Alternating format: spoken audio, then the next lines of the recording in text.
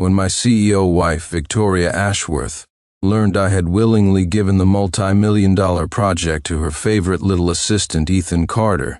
She thought the 3 months she'd been giving me the cold shoulder had finally worked.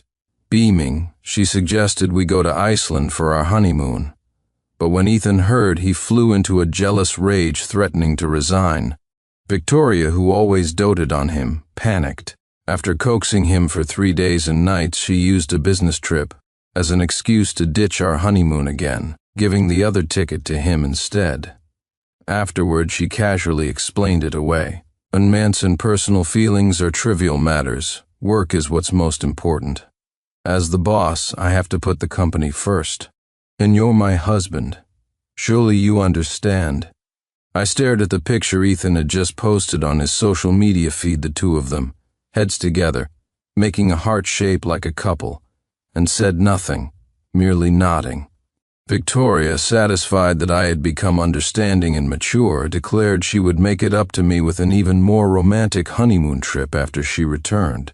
But she didn't know. I had already submitted my resignation, and she had already signed the divorce papers. There was no more us, no more later. The day after Victoria and her assistant Ethan left for their honeymoon, I completed all my work handovers and went through the resignation process with HR. Less than 10 minutes later, I received the notification Victoria Ashworth had approved it. Looks like CEO Ashworth wanted him out for a while now. Good thing he's self-aware, a colleague sniped. Yeah, staying would just annoy her. Better to leave sooner rather than later. Wonder what he'll do now, though. Why should we worry about him, us making barely above minimum wage? He's still the CEO's husband. Even if he quits and does nothing, he'll have more money than he can spend. As I packed my things, my colleagues watched me with poorly concealed envy, making jokes at my expense. I was used to it. Everyone knew Ethan and I didn't get along. Victoria, my wife, clearly favored Ethan, often publicly humiliating me for his sake. Because of this, they scrambled to target me, hoping to curry favor with a little assistant. The thought brought a cold smile to my lips. Sorry to disappoint you, but I'm leaving for another company. They offered me double the salary, and the benefits are much better than here. Ignoring their faces green with envy, I picked up my box of personal belongings and walked out of the company. Just as I stepped outside, my phone rang. It was Victoria. I was still thinking about how to explain my resignation when I answered. "I've sent you a file," Victoria said. "I'll get it done and send it back to me within the hour." So she still didn't know I'd resigned. I almost laughed. I opened the file. It was the project I had recently handed over to Ethan. Same old story. Ethan got the credit and glory. I did the work, and when problems arose, I took the blame. I had refused initially, but Victoria had persuaded me relentlessly. When I stood firm, she gave me the silent treatment and pretended to work late into the night herself. I couldn't bear to see her exhausted, so I eventually took over. I used to think that one day Victoria would understand my efforts and intentions. But this time, when she fought bitterly with me for 3 months, demanding I give the multi-million-dollar project which I had secured after a month of grueling work to Ethan just so he could get promoted, my heart finally died. Even when I was hospitalized with a 104-degree fever, she refused to even visit me. "I'm not at the office," I replied calmly. "Not at the office?"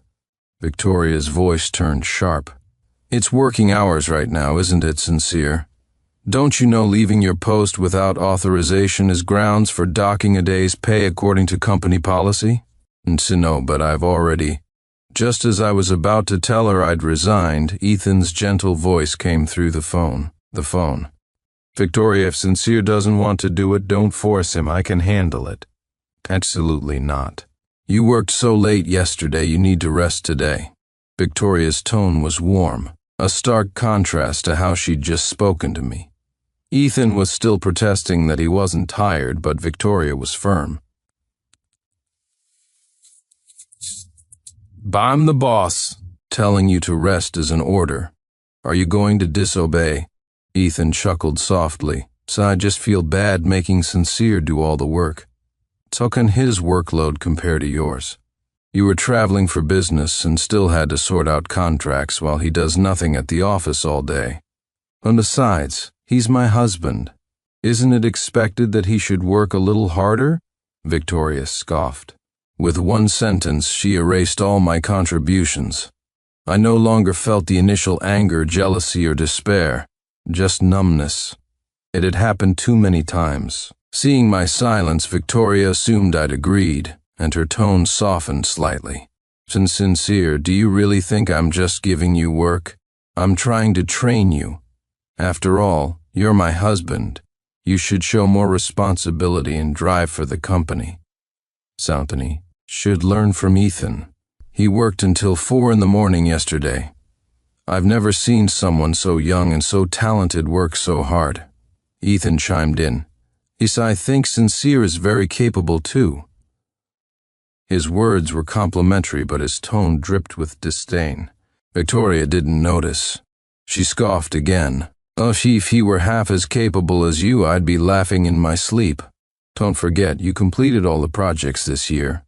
They were putting on a performance. I didn't say anything, didn't want to argue. Ethan had snatched every project this year from me. Victoria knew it perfectly well, but pretended otherwise. She probably figured that after 5 years of marriage, I wouldn't divorce her over such trivial matters. All right, Ethan and I have a business dinner later. Finish this quickly and send it over. Without waiting for my reply, Victoria hung up. Not 2 minutes later, my phone buzzed twice. A new social media update from Ethan. A picture showed them seated before a lavish candlelight dinner. Victoria's head was playfully tilted towards Ethan's shoulder. In front of Ethan sat an exquisite gift box, small enough to hold only a ring. I scrolled down further and saw Ethan's post from the previous night. At 4 a.m., he and Victoria were having a great time drinking at a bar. So, the hard work Victoria mentioned was drinking, and the business dinner later was actually a date. I let out a humorless laugh, not bothering to confront Victoria. It was pointless. She always had excuses. Even if I cornered her, I wouldn't get an apology or remorse, just endless silent treatment. And then I'd have to be the one coaxing her back. Thinking about it now, I'd be better off putting that energy into making money. Feelings change, but money never betrays you. With that thought, I left the company building behind, contemplating my departure. Just as my car left the parking lot, my phone pinged twice, payment notifications. Victoria charged another $20,000 to my card. 2. Everyone assumed I was with Victoria for her money. But the truth was, she controlled my finances. She claimed her own money needed to be reinvested in the company, so for years, all our household expenses were paid from my salary and side income. I believed a man should contribute more financially to the family, so I never argued about it. Until recently, I realized that despite my high income, I had no savings and was constantly short on cash. Unable to ignore it any longer, I checked the detailed statements. That's when I discovered Victoria frequently used my card to buy gifts for Ethan. She'd bought him $1,000 gaming consoles, suits worth tens of thousands, and even spent over $100,000 booking a 5-star hotel for his birthday party. Meanwhile, over the years, she wouldn't even buy me new underwear when mine were worn out after 2 months. Any gift over $100 was deemed too expensive. She'd just scribble a note on a card, claiming she needed to save money for our future. When I finally confronted her about it, Victoria's face darkened. She accused me of not trusting her, gave me the cold shoulder, and declared she would never use another cent of my money. Thinking of this, I called Victoria. I tried over a dozen times, but she didn't answer. Giving up, I drove straight to the bank and reported my card lost, effectively freezing it. Less than a minute later, Victoria called back. Sorry, I was busy just now and missed your calls. What's up? She asked, feigning innocence. My voice was calm. It's nothing anymore. Pedro, there's a problem with your card. It's been frozen, she said. I know, I admitted directly, and I stopped it. And why would you freeze the card for no reason? Have you got nothing better to do? And let's just say I did. Besides, didn't you say you wouldn't use my card anymore? Victoria faltered. I had never quibbled about money with her before. Shortly after the company was founded, I fell seriously ill and needed $100,000 for surgery. Just then, she secretly invested all our money into a project and lost every penny. She thought I would be furious and apologized with red, teary eyes, but I simply comforted her, told her money was secondary, and that my funds were always hers to use first. I thought sincerity would be met with sincerity, strengthening our bond.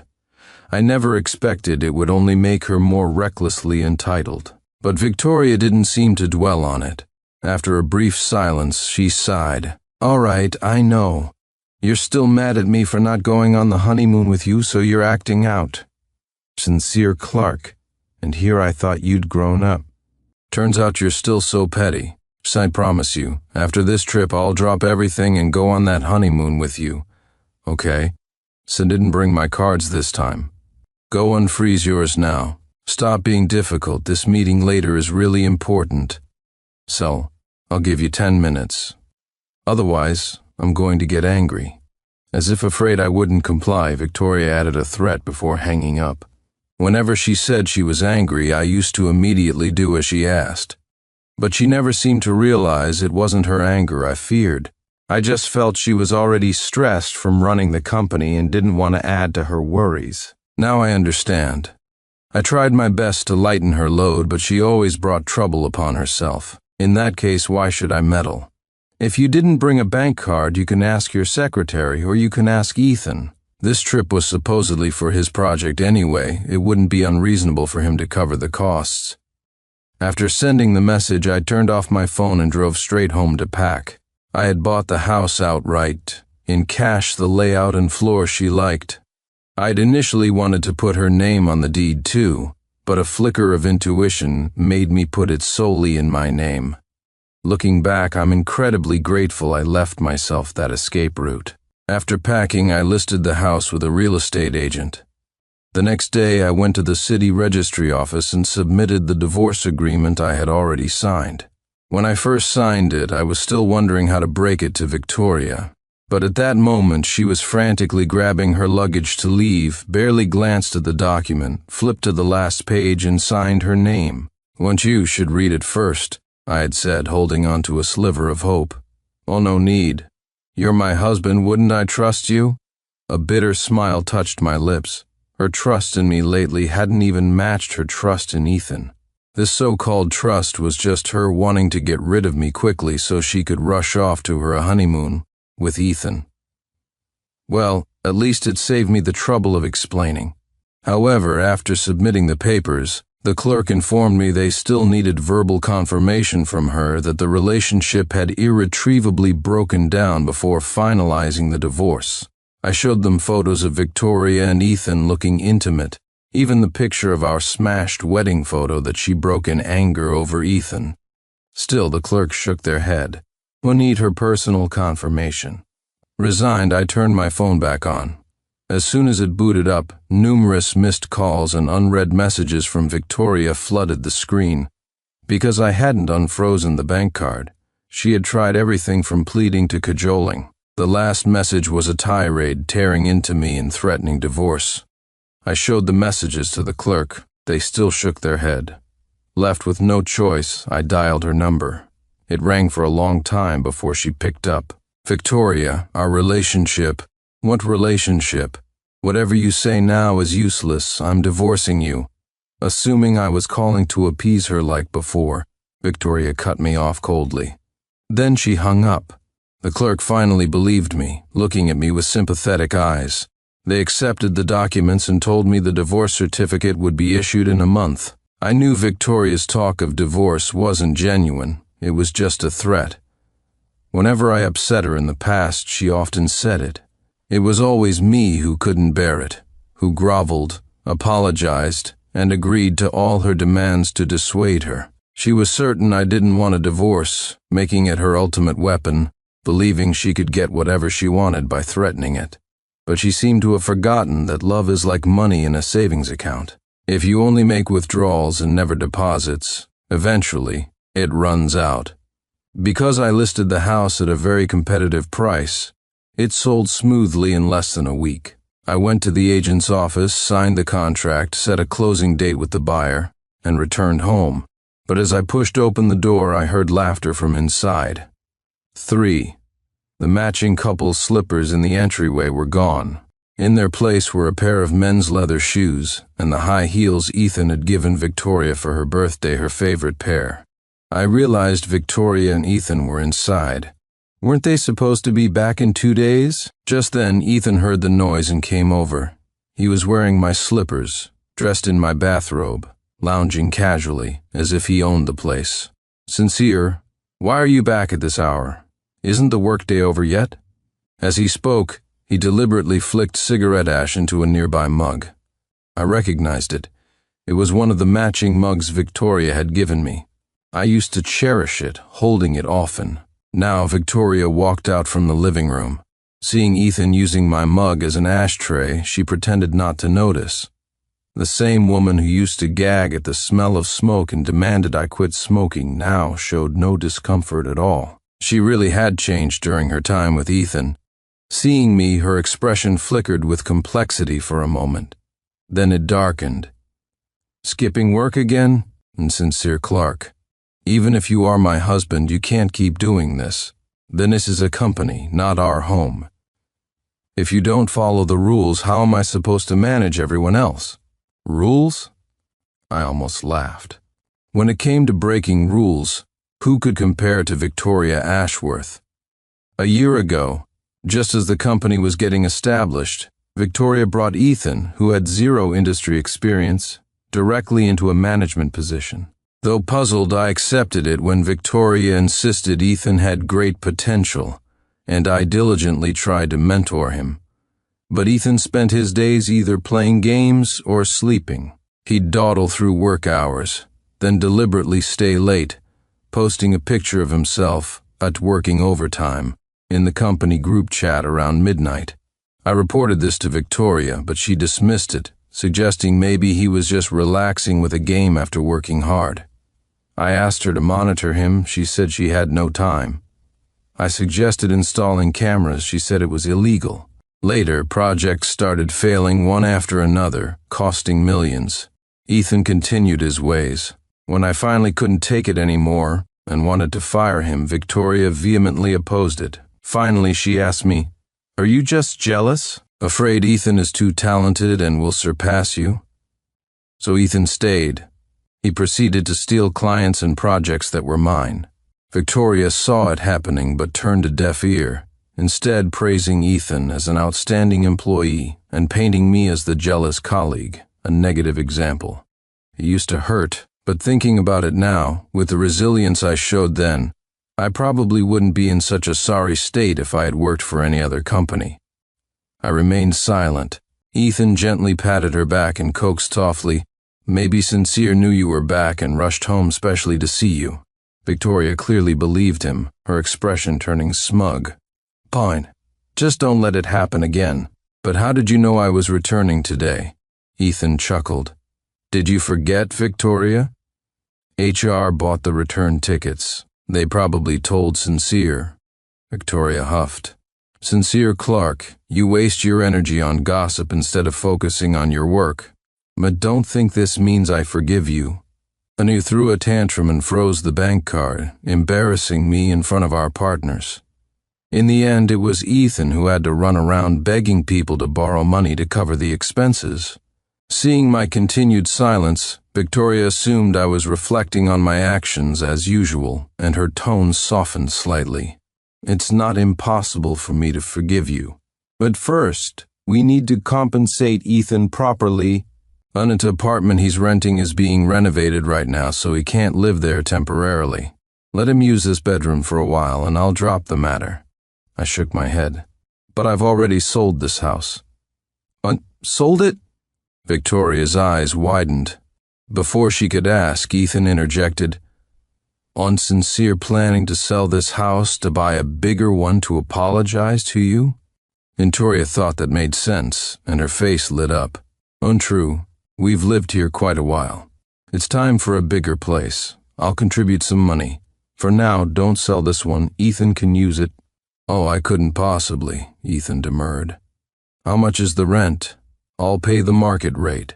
What rent? Victoria's face fell. I'm your boss. How could I let you pay rent? That wouldn't be right. No, I must pay rent. Fine, just a few $100s then. They went back and forth, Victoria acting nonchalant about the rent. This house was downtown. Market rent was close to $10,000 a month. Yet she acted like it was nothing. But when we went on dates, she meticulously split every expense for dinner and movies down to the last cent. The difference between being loved and not loved was stark indeed. So, if you agree, I can reconsider the divorce. No need to reconsider, and how could I not? If I forgive you so easily, you won't learn your lesson.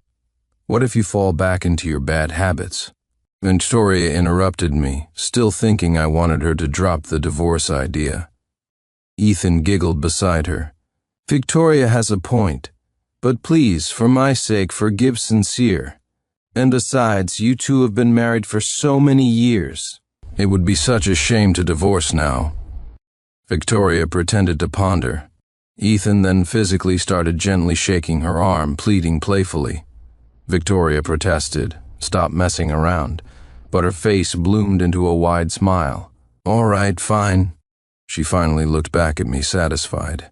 Since Ethan is speaking up for you too, I'll forgive you this once. No, you should really thank Ethan. After how you treated him, he's still willing to help you out, holding no grudges. Anyway, about the divorce this time, Kinsu misunderstood. Before she could finish, I cut her off calmly, holding the divorce agreement out to her. What I mean is we are already divorced. The smile froze on Victoria's lips.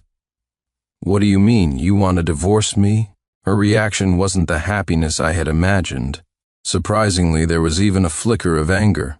Ethan only paused for a second, a flash of delight crossing his eyes before he masked it with a chiding tone. Sincere. Why are you being so stubborn?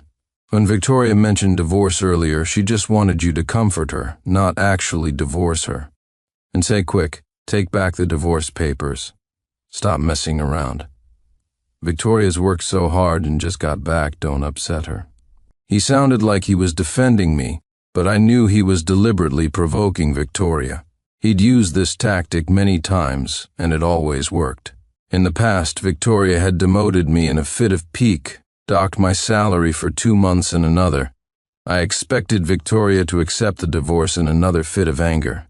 But instead, her face hardened. After a long moment, she said, Sen, I won't divorce you. Sincere Clark, our interests are deeply intertwined now. Hearing this, I finally understood her concern. It was about the division of assets. But she seemed to forget that when we married, she had insisted on a prenuptial agreement stipulating I wouldn't get a penny of her assets upon divorce. Likewise, she wouldn't get any of my premarital assets. I cut her off calmly, reminding her of that agreement. And you might have misunderstood. I said, we are already divorced. You signed this agreement a while ago. Victoria looked stunned, then immediately denied it. Impossible. How could I not remember? Seeing she wouldn't believe it until faced with undeniable proof, I flipped to the last page, showing her hastily scrawled signature. Perhaps recognition dawned, because Victoria's face gradually turned deathly pale. That paper you had me sign was a divorce agreement? She stared at me, eyes wide with shock. I nodded. I watched as Victoria's complexion worsened. But isn't divorce what she supposedly wanted? Why this reaction now? I couldn't believe she hadn't genuinely considered divorcing me. Time ticked by. I thought she'd take this opportunity to agree gracefully. But instead, after a few minutes, she snatched the papers and violently tore them into shreds. And I will not divorce you. Her tone was resolute. Her actions baffled me. But they also struck me as incredibly amusing. Untearing it up won't help. The registry office has already processed it. The divorce certificate will be issued soon. Hearing that the divorce was imminent, Ethan's smile grew wider, though his words feigned regret. "Oh dear, Sincere, why are you being so impulsive?" In seeing this, I really feel sorry for Victoria. If I had such a wonderful girlfriend like her, I would never dream of divorcing. Shut up. Before Ethan could finish, Victoria, completely out of character, snapped viciously at him. 5. Ethan froze, his expression utterly bewildered, as if he couldn't believe his ears. Understandable. Victoria had always spoken to Ethan in gentle tones, never a harsh word, terrified of upsetting him. Such hostility, even I was taken aback. Perhaps realizing she'd overreacted, Victoria composed herself and spoke calmly to Ethan. "So what's between us is none of your business. Since you have nothing else to do, you should leave." Ethan resisted. "Victoria, did you forget? My rented place isn't livable right now. If you can't stay there, go to a hotel. You're a grown man, can't you solve your own problems? And do you expect me to conjure an apartment out of thin air for you?" Victoria's tone was uncharacteristically harsh, but I noticed her subtly give Ethan a look. She thought she was being discreet, unaware that I already knew she had secretly bought a small house in the suburbs. Ethan clearly understood her signal. Pouting in mock grievance, he surreptitiously fished a key from the pocket of her coat hanging on the rack, then walked out. I didn't expose their secret arrangement. I no longer cared about them. Besides, revealing it wouldn't change anything. That house was legally Victoria's. Who she gave it to was her business. After he left, Victoria sighed. When she looked at me again, her tone had softened considerably. "Are you satisfied now? And no, you don't really want to divorce me. You're just upset because I was getting too close to Ethan. But there's nothing between him and me. I just felt sorry for him, alone in this city. As his boss, I felt I should help him out. Sighed, I admit, part of the reason I was close to him was to provoke you. But no matter what, we're husband and wife. Everything I did was also to push you to become better." Saying this, Victoria smiled and stepped forward, arms outstretched, wanting to hug me. I pushed her away without hesitation, and handover date is in 1 month. During this time, I need to clean the house properly. And since you're back, figure out how to move your things yourself. Victoria's arms froze mid-air, the smile vanishing from her lips. "Sincere Clark, what do you mean? I already sent Ethan away. I've apologized profusely, and you still want to sell the house? You still want to divorce me?" She looked deeply wronged. But during the previous Cold War, I had even been forced to kneel before her in public just to try and win her back. I didn't speak. Victoria seemed to take my silence for hesitation. She let out a breath and continued, "I'll leave, and if you divorce me now, have you thought about what you'll do afterward?" "Melissa, I admit I'm not perfect." "But haven't you considered that your next partner might not be as successful as me? What will you do then?" I found it laughable. In her eyes, were love and marriage just transactions to be weighed for pros and cons? I could understand her business mindset, but if that were the case, I couldn't comprehend how, when weighing me against Ethan, I came up short in any aspect. But I didn't ask. There was no point discussing it anymore. Just as I was about to speak, her phone rang. It was someone from the company. "CEO Ashworth, the client just called. They said there are problems with the project assistant Carter submitted. They're furious and demanding we resolve this immediately, or they'll sue us." Six. How is that possible? Ethan's previous proposals were all fine. How could this one? She trailed off mid-sentence, suddenly stopping. She vaguely told the caller to stabilize the situation first, then hung up and looked at me. "Sincere Clark, didn't you review this proposal?" It seemed she remembered now. Previously, after Victoria snatched proposals from me and gave them to Ethan, I always felt uneasy and would meticulously fix Ethan's error-ridden work until it was complete. But every time, Victoria would playfully chide me for meddling, saying Ethan could handle it independently. And when problems inevitably arose, Victoria would blame me, complaining I hadn't checked carefully enough, that I'd missed obvious mistakes. So this time I hadn't even glanced at it. She said Ethan could handle it independently fine. I gave him the chance to prove himself. Oh no. I shook my head. Victoria's brow furrowed tightly. Seeing she was about to lose her temper, I stated calmly, "That was Ethan's job, not my responsibility. I genuinely had no right nor any obligation to interfere." But you're my husband. So what?" I scoffed. "Because I'm your husband, I'm obligated to clean up your messes, endure your yelling and abuse, tolerate your cold shoulders, and stand by while you let everyone bully and mock me? Can't as your husband, I've tolerated you up to this point. I've fulfilled my duties as a husband. But what about you? Have you done anything that befits the title of a wife?" "What do you mean I haven't?" Victoria retorted. "Was it flirting shamelessly with another man? Or was it teaming up with another man to steal my projects? Is that what you mean by doing things?" My attitude was firm, my tone sarcastic. This was a way I had never confronted Victoria before. She seemed stunned, momentarily silenced, unable to form a rebuttal. She bit her lip, hesitating. After several minutes, she composed herself, adopting the stern demeanor of the boss she was at the company. "I don't want to discuss these pointless things with you. Trachwena, whether I'm a qualified wife or not, I'm still your boss. The project is a work matter. You were my employee, so the company's problems are also your problems. And you handle this project issue. Get it resolved within 3 days, otherwise—" She picked up her phone. She started searching for my name in the company's organizational chart, intending to forward the proposal details to me. But after searching for 2 minutes, she still couldn't find it.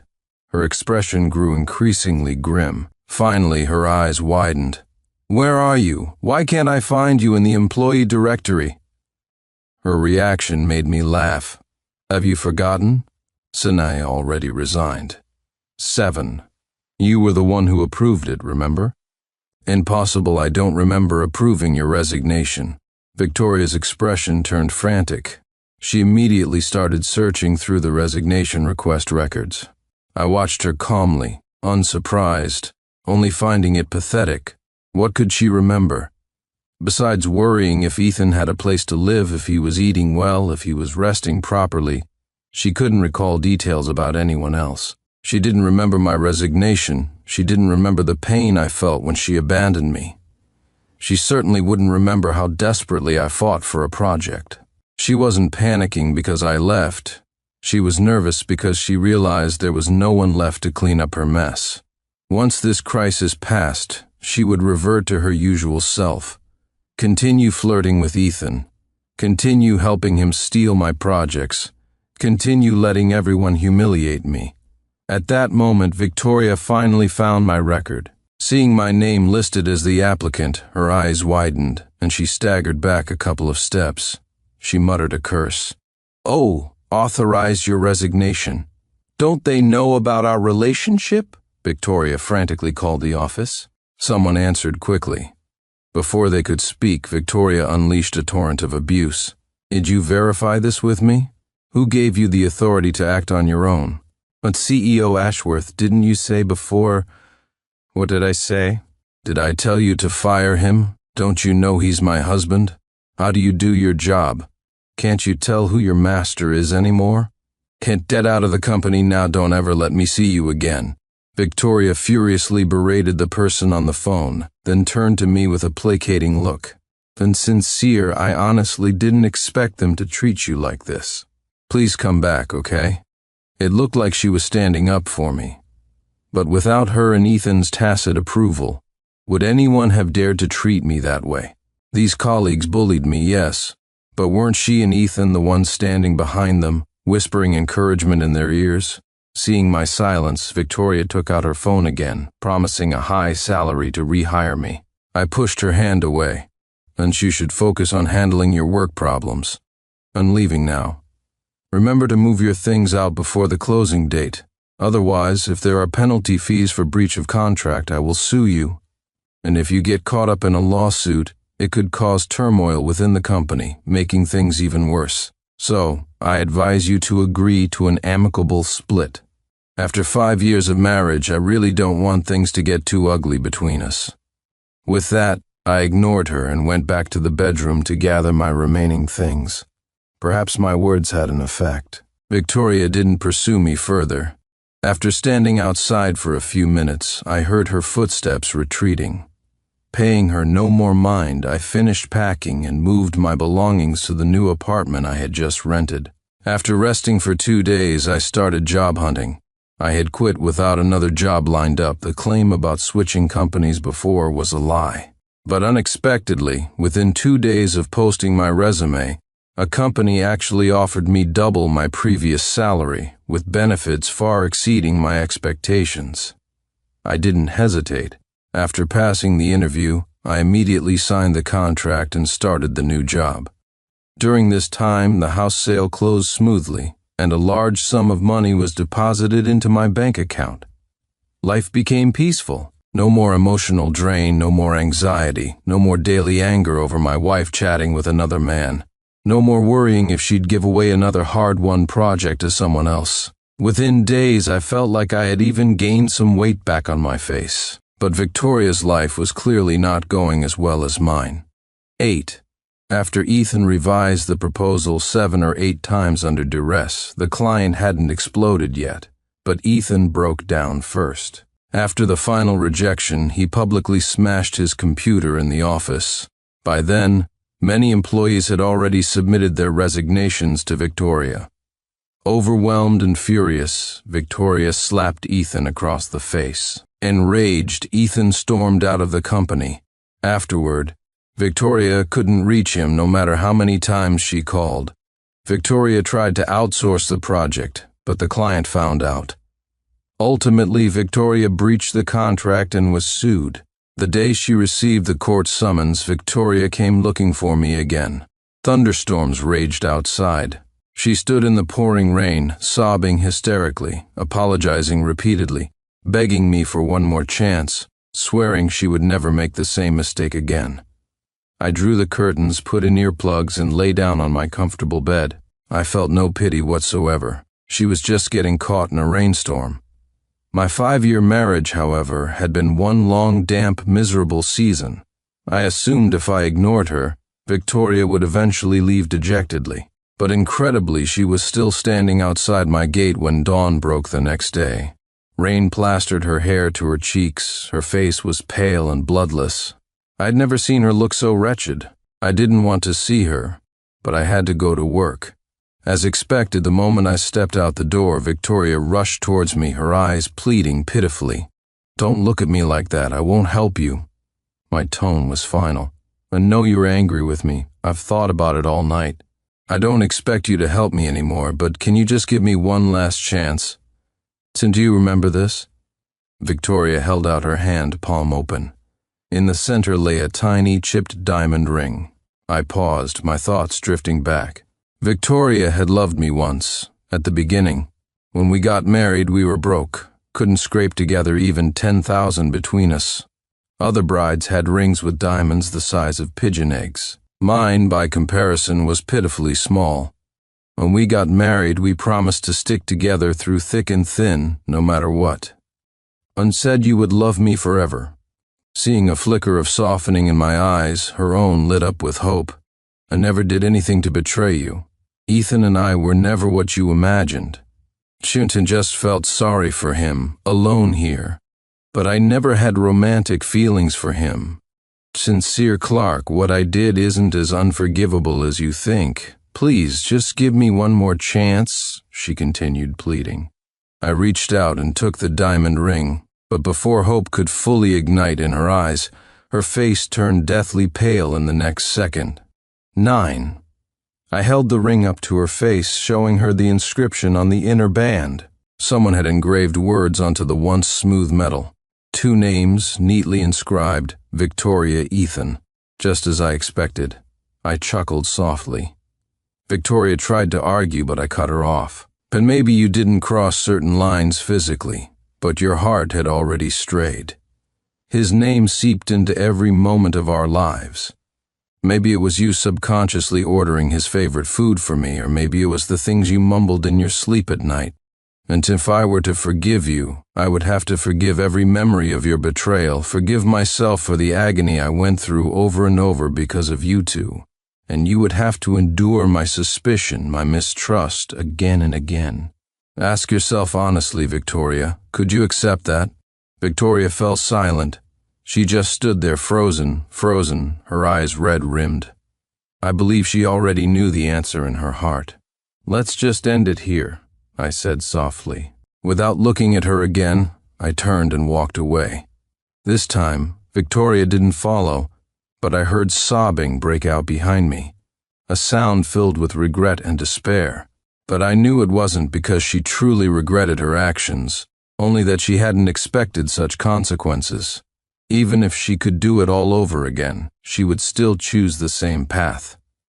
Unsurprisingly, Victoria lost the lawsuit. She was ordered to pay 3 times the deposit amount as compensation, totaling nearly $1 million. The company lacked sufficient liquid cash. Victoria liquidated all her personal savings and sold everything valuable she owned.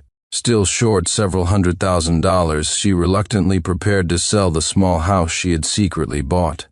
Only when trying to sell it did she discover the name on the deed had been changed. It was now on Ethan Carter. No one was surprised when the news broke.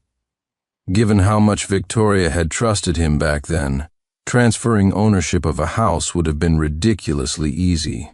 Victoria, you said you were going to give me this house anyway, so I just had it transferred. What's the problem?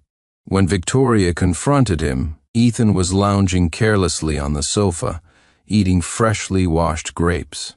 Orange peels and leftover takeout containers littered the table. He had disappeared for so long, unreachable despite Victoria's calls, only to be hiding here. Victoria was practically exploding with rage. "This house isn't for you, get out. I don't want to see you. That's not for you to decide. My name is on the deed." Ethan waved the deed triumphantly. He smugly assumed his actions were flawless and Victoria could do nothing. Victoria laughed, a choked, furious sound. She turned and went straight to the police station. Presenting proof of purchase, she not only reclaimed the property but ruthlessly pressed charges against Ethan. Unfortunately, Victoria had been so lenient with him over the years that there wasn't enough evidence to make Ethan pay significant compensation. In the end, Ethan was detained for just 15 days and then released. Upon release, an enraged Ethan sought revenge against Victoria, live streaming damaging information about her online. With his handsome face, Ethan quickly became a trending topic. Victoria was exposed for infidelity during her marriage. Under the snowball effect, her reputation plummeted until it was ruined. Business partners were affected, and within a month, the company's cash flow dried up, leading to bankruptcy and liquidation. Finally, Victoria arranged to meet him. No one knows what was said, but the conflict escalated violently. In the end, both of them jumped into a river. Victoria drowned. Ethan was discovered and rescued in time, but his mind was damaged. He became erratic, telling anyone he met that he was a millionaire, sometimes displaying violent tendencies. Eventually, the police had no choice but to commit him to a psychiatric hospital. By the time I heard the news, I had been promoted twice at my new company. I bought a new house nearby, and I had started dating someone new, Chloe Sterling, who didn't care about my past. One day, as we were planning our honeymoon, she suddenly asked me secretively what value a honeymoon held in my heart. I thought for a moment. To those who love each other, it's priceless. But to those who don't, perhaps it's exorbitantly expensive. What will our honeymoon truly be worth? I suppose only time will tell. But despite all the scars, I still believe in the possibility of pure, perfect love. End